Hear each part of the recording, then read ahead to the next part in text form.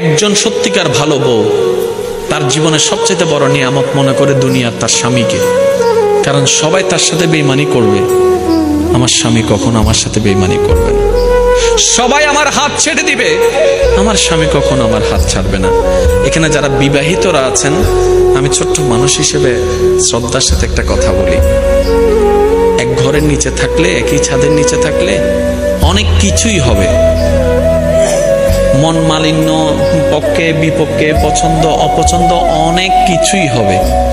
এগুলাকে ফোকাস দিয়েন না, ডিভোর্সে যায়েন না। কারণ ডিভোর্স করে যেখানে যাবেন সেখানে যে মহাসুখ পাবেন এরকম কোনো গ্যারান্টি নাই। যেখানে আছেন থাকুন, আল্লাহর রহমতের আশা করুন। ডিভোর্স কখনো সমাধান হতে পারে না। স্বামীর কাজ হচ্ছে স্ত্রীদেরকে মায়া প্রদর্শন করা, মহাব্বত প্রদর্শন করা, কেয়ারিং প্রদর্শন করা। আর স্ত্রীদের কাজ হচ্ছে স্বামীদেরকে ভক্তি করা, শ্রদ্ধা করা, সম্মান করা। দুইজনের পক্ষ থেকে যখন এই ইসলামের নিয়ম দুইটা চলে আসবে, অশান্তির সংসার অশান্তির হয়ে যাবে। সুবহানাল্লাহ।